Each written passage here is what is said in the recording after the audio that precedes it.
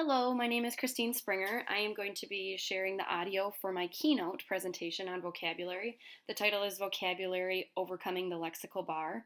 I titled it that because in my presentation you will learn about the lexical bar and how that gets in the way of vocabulary acquisition for many striving learners. So let's get started.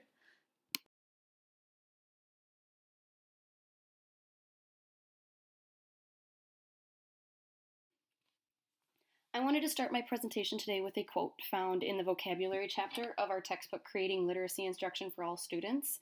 In that book, Thomas Gunning stated, "The greatest disparity between educational achievers and non-achievers in U.S. schools lies in vocabulary and background," which means that the single greatest need for underachieving schools and underachieving students is building vocabulary and background.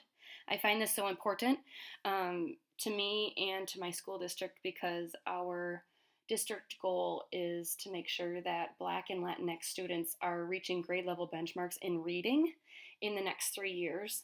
So vocabulary definitely stood out to me as something that I wanted to learn about and then bring back to my colleagues.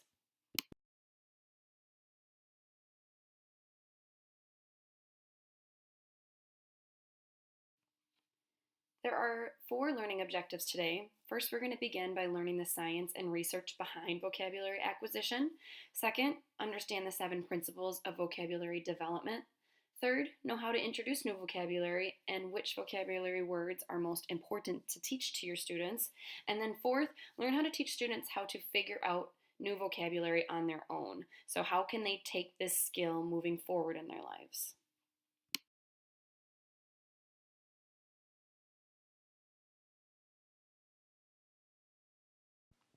In preparing for this presentation, I watched a video where Rebecca Silverman, the author of the book Developing Vocabulary and Oral Language in Young Children, spoke about how it's so important just to develop language in young kids. So she mentioned that it's really important to, one, talk to kids from a young age just about their experiences and also read with them every day.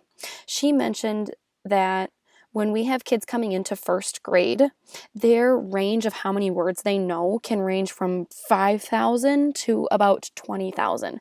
So there can be a 15,000 word gap in these first graders that are entering the school year. And that really hit me into realizing that this is why it's so important that we are directly teaching vocabulary words to students so that we can help narrow that gap between high achieving and low achieving students. So we can help those striving learners get where they need to be for the academic language that comes up in later grades. She also mentioned that at the beginning of reading for young grades, kindergarten, first grade, students are having kind of a generally easy time with reading books because these are words that they already have in their vocabulary. When they hit third to fourth grade, they call it the fourth grade slump because students start encountering vocabulary words that they don't understand. And then in turn, it affects their comprehension. So that's where we're starting to see this gap just widen incredibly when kids are starting to hit third and fourth grade. So, in listening to Rebecca Silverman talk about her book that she wrote, and then also from reading in Bringing Words to Life, Corson uses a term, 1985 and 1995, the lexical bar, and that is noted in the title of my presentation, saying Overcoming the Lexical Bar. According to Corson, a barrier, so the lexical bar, exists between everyday meaning systems, so the words we use in conversation, like those tier 1 words, and the meaning system created by academic, literate, culture, or book language, so those tier 2 and then later tier 3 words. So academic success is possible, according to Corson, only if learners cross that lexical bar. So if students are going to become successful in academic life, he notes that they need to be able to get meaning from the text, which in turn means being able to build meaning using the more sophisticated vocabulary of written language. So I'll talk later about how tier 2 words are so important and that we need to be teaching them directly. This is just my why behind this presentation, that vocabulary is so important for comprehension and success with all literacy skills.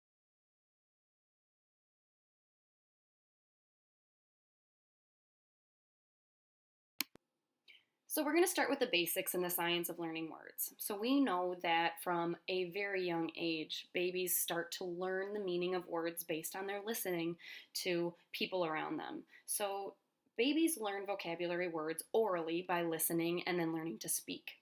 As kids get older and start reading, these words that they're reading in the text are vocabulary words that they already know.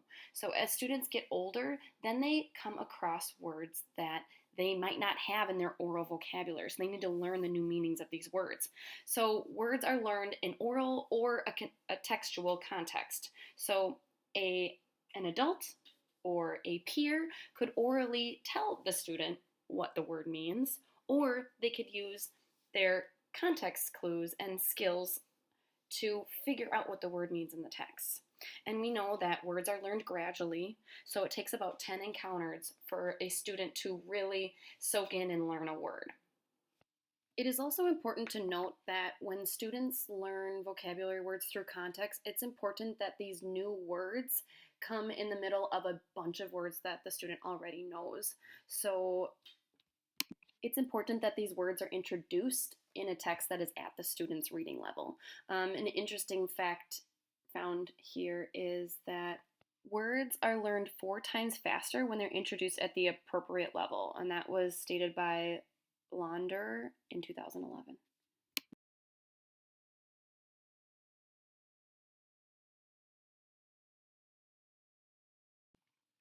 So now I'm going to get into the science and research that has gone into vocabulary acquisition. So I'm going to start with the lexical quality hypothesis. This research was done by Perfetti in 2007, and in that research he states that when you understand a word fully, there are multiple parts to understanding it. The context that you learn it in and the different understandings of it all kind of come together when you understand a word. It stated, learning the key attributes of a word results in a fuller representation of that word. So some key attributes of learning a word are its meaning or its definition, its pronunciation, how you say it, its spelling, its morphology, all the different parts to the word and what those parts mean, and then syntax, how it fits into sentences. So in the book Bringing Words to Life, a great example of this was the word dance, and how when you think of that word, your brain has so many different pieces that connect to it, like with different word meanings, different variations of dance, and then when you learn more about it, you just keep adding to that understanding about what the word dance means. Like you can keep adding to it throughout your entire life.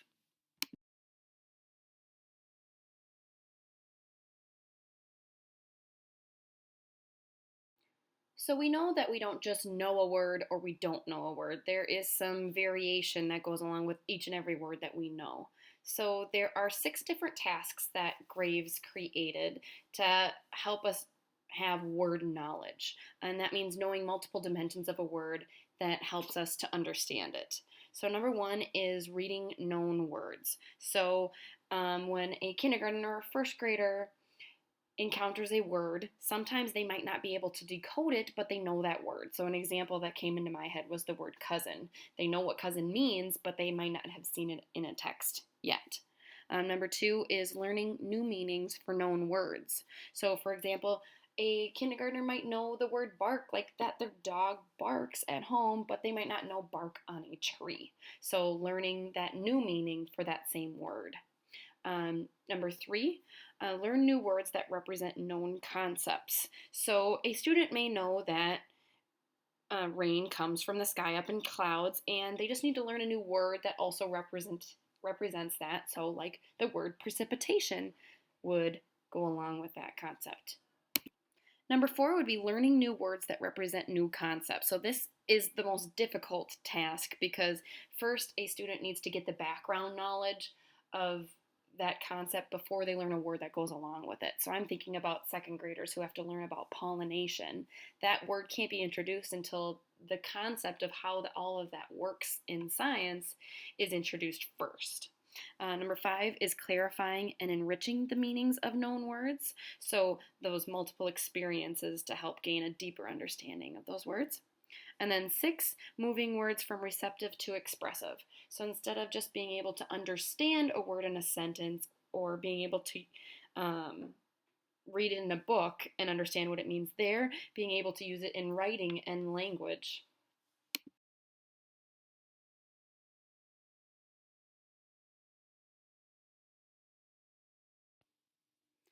For science of learning words, the last part I want to talk about are the 3 tiers to vocabulary instruction. So there have been 3 tiers that were created and listed in the book Bringing Words to Life that help just kind of categorize all the words in the English language. So we have our tier 1 words. Those are our everyday, basic, familiar words. Those are words that kids come into school already knowing because of the communications they've had in their life. Tier 2 words are the high utility words that generally occur primarily in print rather than conversation. And the tier 3 words are technical words drawn from specific content areas. So when you think about words that just relate to science or just relate to math, or words that we are very uncommon in our language or in text would also go with tier 3 as well. So I'm going to use this leopard to kind of help represent these 3 tiers. So tier 1 words would be those words that kids know, like leopard, yellow, gold, whiskers, eyes, ears, light, dark, jungle. These are words that might pop up in a book about this leopard.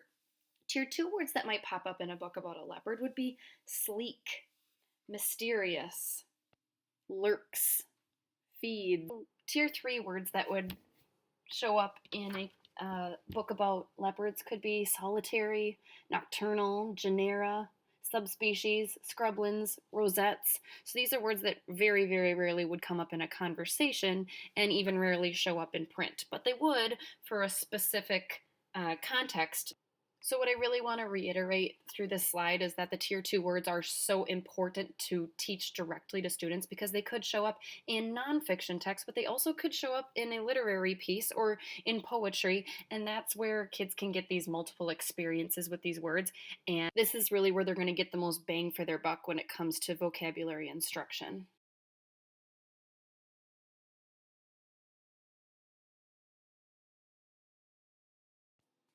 There are 7 principles to vocabulary acquisition. The first one is build experiential background. So when we're talking about building experiential background, that means that we have to provide students with a variety of experiences. The more experiences they have, the more concepts they have in their brain that they can make connections to new labels to words or to new vocabulary that go along with those concepts they know about. Number 2 is relate vocabulary to background. It's really important that when we're teaching new vocabulary words to students, they have a background knowledge of that already. So you might ask a kid if they know the word, ask them to explain what the word means or what they know about the word, or have them provide explanations, descriptions, or examples to see how much they know. We wouldn't want to do this in a large classroom setting because we don't want misconceptions to be shared with other students, but if you're working individually, that would work. 3 is build relationships between words. So if a student knows one word already, you can tell them the difference, like how the second word that you're going to be teaching is related to one they already know, but the difference between them. So an example was explaining autobiography versus biography. Third graders usually know what a biography is, so you can explain that an autobiography is actually when someone writes a true story about themselves or writes about their own life. You could be giving synonyms and antonym examples. You could classify words into groups or use graphic organizers to also help with building relationships between words. 4 is develop a depth of meaning. I've read through our textbook and through the Bringing Words to Life, it's important not to just teach kids the textbook definition of a word because that causes misconceptions. We want them to have a large variety of thoughts that come to their mind when they think of a word and connections that they've made. So some examples would be like giving students a sentence stem to use that includes that word. The example given was the farmer needed to irrigate the field because. So this way the students can finish the sentence using the word irrigate, but they don't just use it in a very simple sentence because they don't really know the understanding or the meaning of it very well. There's a quote on page 249 of our textbook that says, knowledge of words, like knowledge more generally, bears a reciprocal relationship to comprehension. Knowledge of words begets comprehension, and comprehension in turn begets new knowledge of words. So the more words you know, the easier it is for you to comprehend texts. Number 5 is presenting several exposures.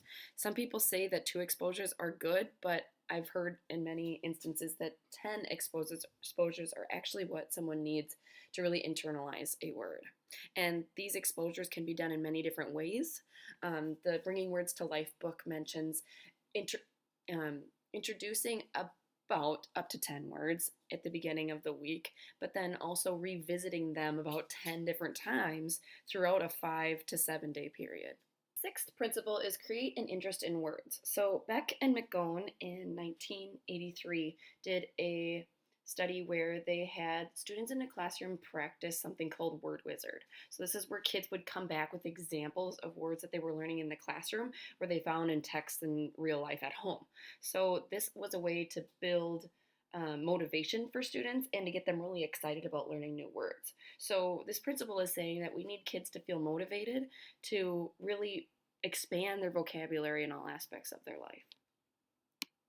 The 7th principle is teach students how to learn new words. So it's very important to teach students these skills so where they come across these words in a text and there isn't a knowledgeable peer or a teacher to help them out, they have these certain skills. The skills mentioned in our textbook were context clues, morphemic analysis, and dictionary skills. So teaching these 3 skills directly is really important in helping our striving learners and really all of our learners to be able to be self-sufficient in figuring out vocabulary words on their own.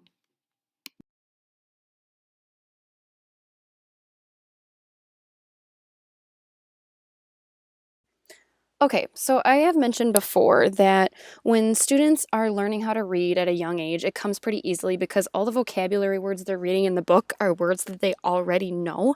But then we know that once kids are hitting 3rd and 4th grade, they start to struggle because they're hitting these vocabulary words that they may not have encountered in their oral language. So in the book, Bringing Words to Life, they mentioned that students should be encountering these words in read-alouds done by a teacher, so they're explicitly taught at younger grades, so that when they come across them in the older grades, then they understand the meanings. So it's really important from preschool, kindergarten, 1st grade to start embedding these words and teaching their meaning during read-aloud, so it makes the older grades easier and comprehension of these texts easier in older grades. So I decided to pick a read-aloud. This book is called A New Year's Reunion by, excuse my pronunciation, Yu Li Kyung and Zhu Sheng Liang.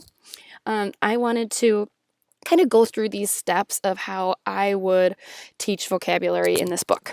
So first, I would be building experiential background. I would help my students to understand what Chinese New Year is by doing a morning meeting activity that morning before reading this, where I gave every student a red envelope, and in that envelope that each student would get would be a different picture, and these pictures could be different representations of Chinese New Year, and then we would all talk about the different facets of what happens in a Chinese New Year. Also, number 2, to relate vocabulary to background, I would make sure that students understand first, of course, what Chinese New Year is, but then also what the word reunion means, because that's in the title. So I would relate it back to how students at the beginning of the year have a class reunion with their teacher in their class from the year before. So that would help them connect the word reunion to something that they have done before. For number 3 of building relationships between words, I would make sure that students are able to make a connection between a Chinese New Year and the calendar New Year for the year, for example, for 2020. So I would explain how both of them are like a celebration of a new time and how both of them are similar in a way that people like to think about starting fresh and starting new. Now, in Bringing Words to Life, the book really emphasizes that students should be encountering these new vocabulary words while you're doing the read aloud for the first time. So we don't want to be saying, these are the 10 words you're going to learn today. Instead, when you come across a word as you're reading it, you may give a quick, brief definition in a student-friendly way so that they understand what it means and you can get through the end of the story. After you finish the story is when we get to number 4, where you develop a depth of meaning. At this point, you already have 3, 4, 5, maybe even more, depending on the student's ages, words picked out that you think are the most high utility words that are going to benefit the students most going forward. So what you want to do first is reference how the word is used in the story. So you might say, in the story, the main character shouts, "It's the fortune coin! Good for you, Mamau! Quick, put it away in your pocket so the good luck won't escape." After you reference how it is used in the context of the book, you quickly explain what it means in a student-friendly way. So I would say fortune means good luck. It's important for students to practice and hear what it sounds like. So then I would say fortune. Then I would give yet again another example, but this time not using the book. You might say that you have good fortune if your name stick gets pulled to line up first. You may also think that you have good fortune if you find $1 on the ground. Tell about a time where you may have good fortune. You might say something like, I would have good fortune if. Then after you would say, and what's the word that means good luck?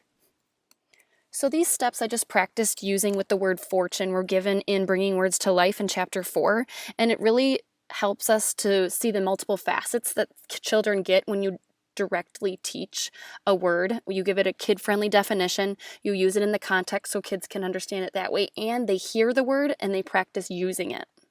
Now, after we teach these words that you have specifically picked out from the read aloud, then we get to number 5, presenting several exposures. So this happens through a course of 5 to 9 school days afterwards, where you keep revisiting the words, but with different activities. So it just helps deepen students' knowledge of the words. And then they actually start to use them without being prompted to use them.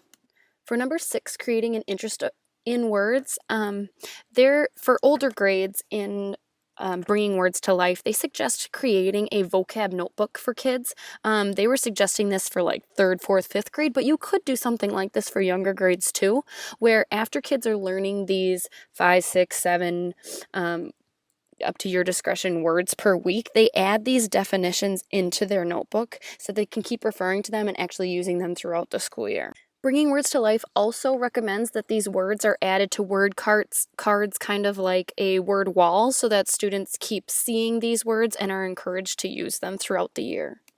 Beck and McGowan also used the term word wizard, where students were recognized when they were able to come back and show a piece of text or something from outside of school that used these words that they were focusing on in class. So they would be awarded points, and there was like a board set up in the classroom called the Word Wizard chart, so that kids kept being reinforced for their efforts to continue their vocabulary practice outside of school.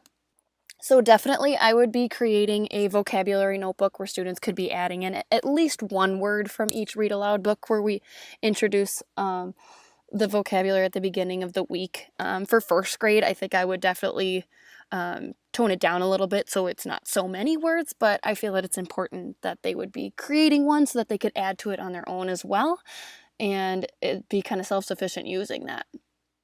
Lastly, number 7 would be teaching students how to learn new words, and I will get to that in the next few slides, teaching different strategies.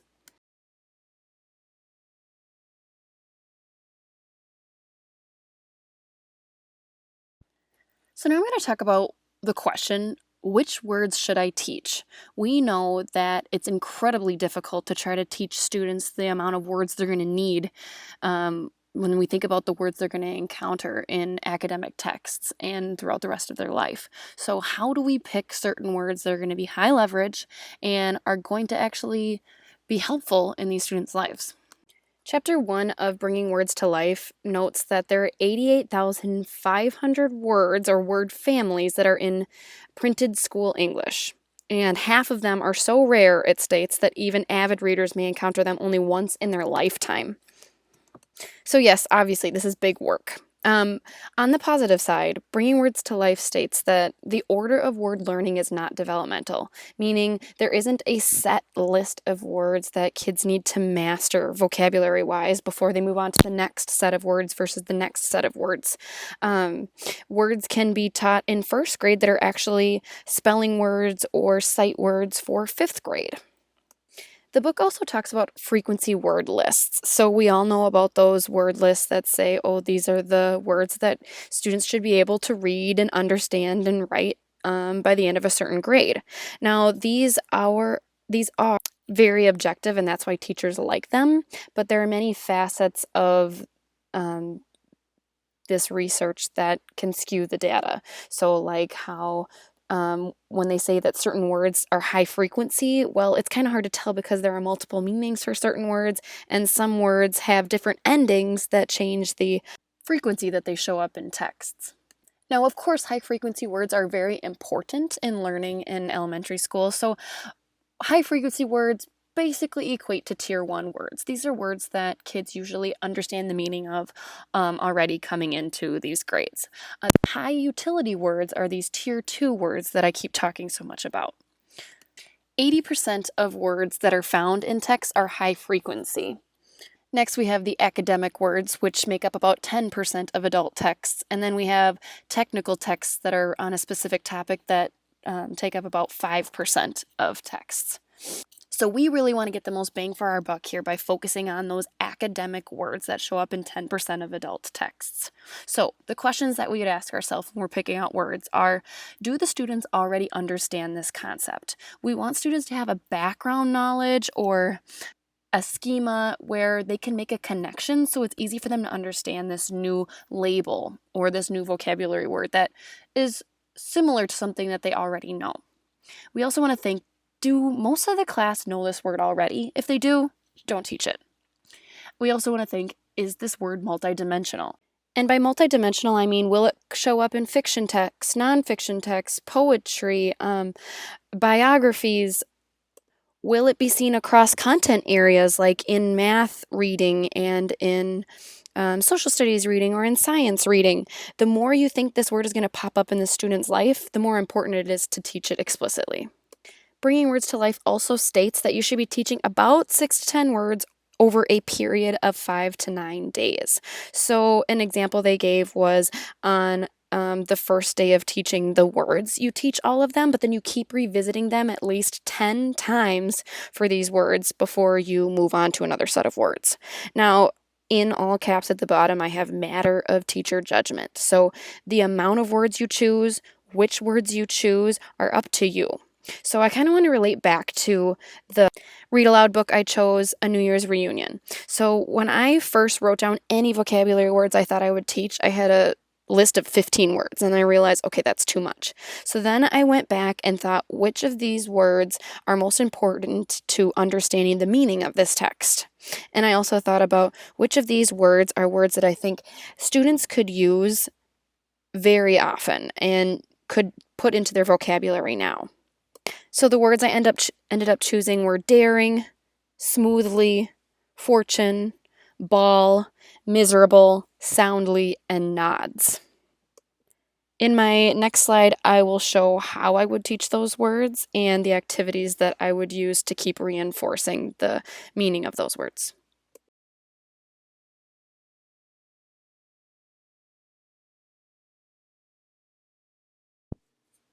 So how to introduce no vocabulary words. I wanted to go back and reference the lexical quality hypothesis by Perfetti in 2007, just to remind us of the key attributes of learning a word.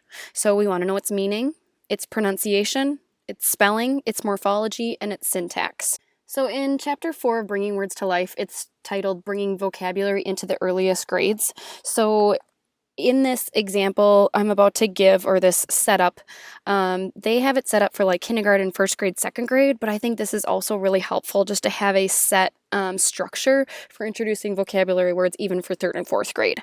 So it's number 1, use story context to remind students of the word. So I gave that example for the word fortune in A New Year's Reunion. So I reread the sentence that had the word fortune in it. And then after that, I gave a kid-friendly definition where I said fortune means good luck. 3, ask students to say the word with you. So I would say fortune with me. Everyone would say fortune. So that fits with the pronunciation. So we've covered meaning and pronunciation. Then number 4, give 2 examples from different contexts than the book uses. Now, it's stated that it's really important to give multiple contexts for the word being used so that students don't really just hone in on that one thing. So we don't just think that fortune means finding something. It also could mean other things, like having good luck with weather on a certain day, or getting something that you wanted that you didn't really think you were going to get. So the more diversity we can have in examples, the more multidimensional meaning the student will have when they think about that word. Then for number 5, it says have children provide their own examples.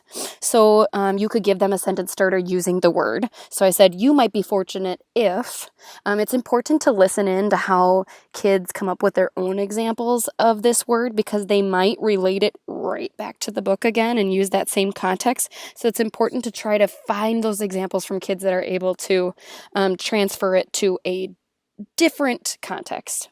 And then number 6, have the students say the word again by prompting them with a question using your kid-friendly definition. So I would say, what's the word that means good luck? And the kids again would say fortune. So in this introduction of the vocabulary word, kids got meaning, pronunciation, and syntax. They were able to use it in a sentence. So as I mentioned before, I would do this quick little learning activity for the 7 words that I wanted to focus on for the week that came up in this book. So I would go through this process for the 7 words, and then I would revisit the words with some other activities, which I'll explain in my next slide, on a different day, or even later in the day. The reason that I like this setup for introducing words is backed up by the Texas Center for Learning Disabilities. They noted that vocabulary needs to be taught explicitly, and then there has to be multiple ways of practicing using those words. So I'll get to that in the next slide.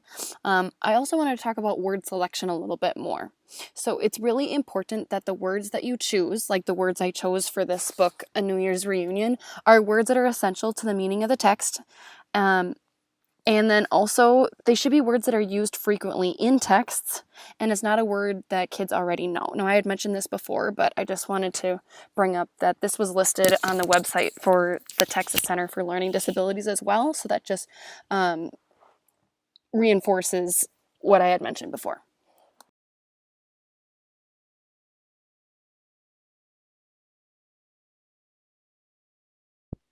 So now we're moving on to deepening knowledge of new vocabulary words. So after they've had that initial introduction to the meaning of vocabulary words and students were able to say it and use it in a sentence, you come back to revisit those words at least 10 different times. So I'm going to go over a bunch of different ways that you can go over these words with different activities. I'm going to start with the ones that are given in Bringing Words to Life. Now, before I go into these activities, I want to touch back on the lexical quality hypothesis and say that when you revisit these words, make sure to have them on a card spelled out, so then that hits students being able to see the spelling that goes along with the words, and they should be in an obvious place so students can access them.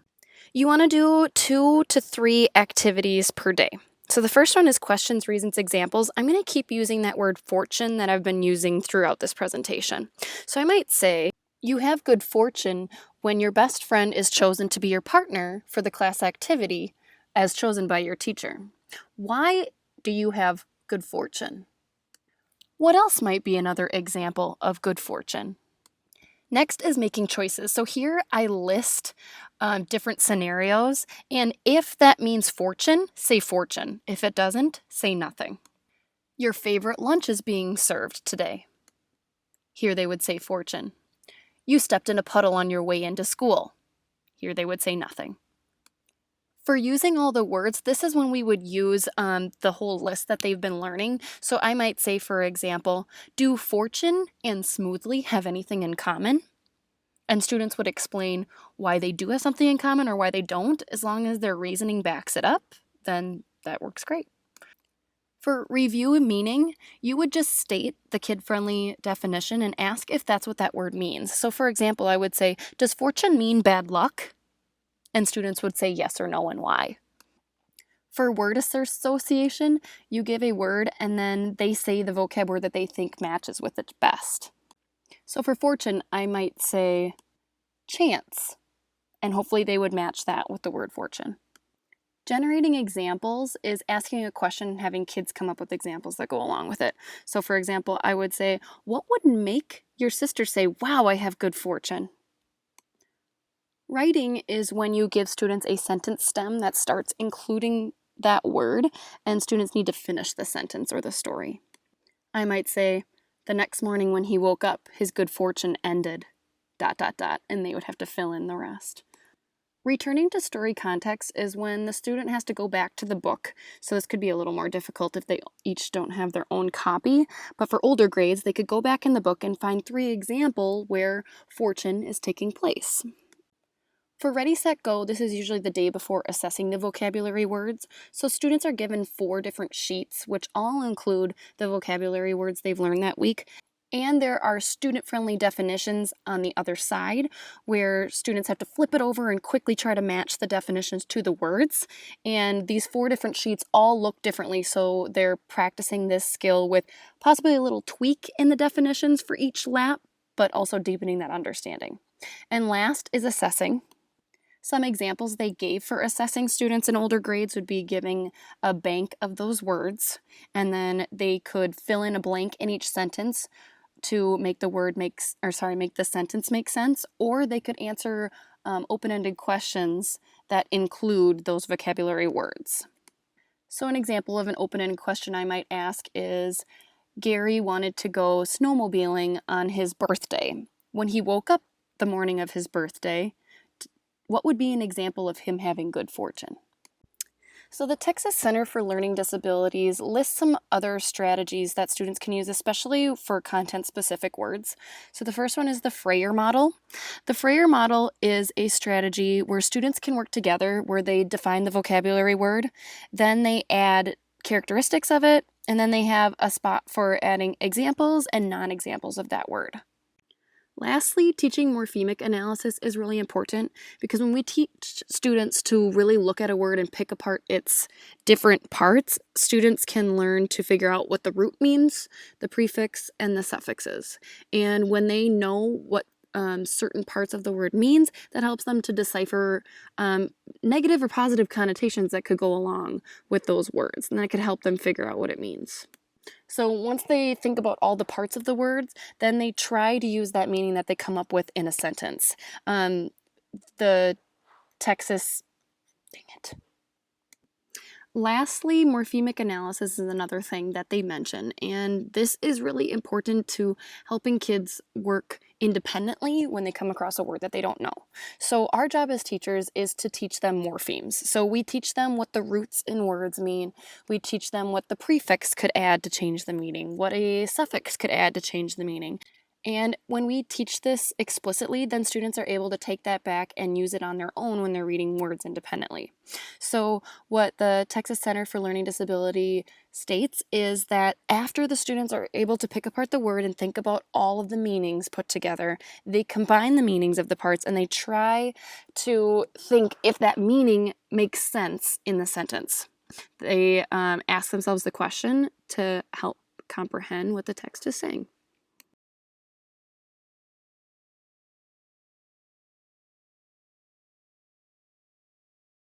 So lastly, what we aim to get from all of this explicit instruction for our students is that they have vocabulary independence. When they come across a word in a text that they don't know, they have some skills to use in order to figure out the meaning of those words. So I just wanted to start with the textbook Creating Literacy instruction for all students and just bring up the 3 things that they mention are really important. So contextual analysis. So that's like when the students are doing wide reading and they come across a word, they can think about all that's happening around the word to help them figure out the meaning. So they can ask themselves, does this make sense in this sentence? They can use their prior knowledge about what's happened in the book so far. They can use syntax to help them figure out what it means. They can use morphemic analysis, which I've talked about in the last slide, thinking about what those word parts mean. And also, it's really important that they even realize that it's a word that they don't know and pause to figure it out to help with their comprehension of this text afterwards. And lastly is dictionary skills. We want to teach students how to use dictionary use the dictionary or a thesaurus, better yet, or an encyclopedia, better yet as well, in order to figure out words as a last resort. So we want them to be able to look up a word, figure out what it means in the dictionary, but then also apply it to what it means in the text, because it might not mean exactly what's said in the dictionary, but it's an important skill to have. Sharon Vaughn, a special education professor of special education from the University of Texas, noted 3 things that are important in independence in vocabulary. She said you need to be able to recognize when you encounter an unknown word, as I've mentioned before. Reread and use the text to figure out the meaning, so you look for clues to the word meaning. And then we want students to be word finders or collectors, she called them. We want students to notice words when they don't know them and want to figure out their meaning. So even in language, when they're out and about in the community and they hear a word that they don't know, they should want to figure out what it means. They can use their context to figure that out, or go home and try to look up what it means. And then Read Naturally Inc. says that we want students to have word consciousness. Anderson and Nagy, as well as Graves and Watts-Taff, have said that it means that students have an interest and awareness of words, and that goes along with what Sharon Vaughn said with being a word finder and a collector. We want students to understand language categories, which includes them having an understanding of what synonyms are, what antonyms are, and homographs are in our language. We also want students to understand what figurative language means. If students come across a figurative language statement in their reading, it could impact their comprehension of the text. So we want to make sure we're explicitly teaching what figurative language means and what we might do to figure out what it means when we come across it in a text. Speaking of teaching explicitly, we want to explicitly teach context clues and how we can read around a word to figure it out. Nagy, Anderson, and Herman, and Swanborn and de Glopper have all said that if students just learn a little bit better use of context clues while they're reading, it can significantly impact their vocabulary growth. And lastly, with explicit instruction, we want to make sure that we are teaching prefixes what they mean in word work. We want to teach what roots mean and what suffixes mean as well. We want to teach students what it means to look at them in isolation and then to put them back together.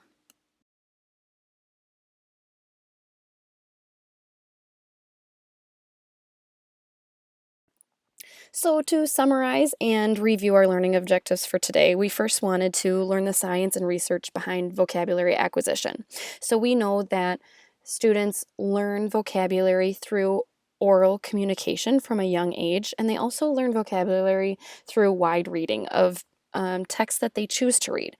Yet we know it is imperative that we directly teach Tier 2 academic language to students, especially those that are striving learners. And we also want to teach strategies so that students are able to encounter and figure out the meaning of these vocabulary words when they're reading on their own. We went through the 7 principles of vocabulary development, along with an example of a read aloud, a New Year's reunion to go along with that. Hopefully now you know which vocabulary words are most important to teach, those Tier 2 words, and how to teach them. I gave some strategies used from the book Bringing Words to Life, and you could try out some of those strategies. And also, now we've learned how to teach students how to figure out new vocabulary on their own. So these are strategies we can be directly teaching, such as morphemic analysis, dictionary skills, and context clues, so they can work independently and be successful in literacy skills. Thank you for listening to my presentation.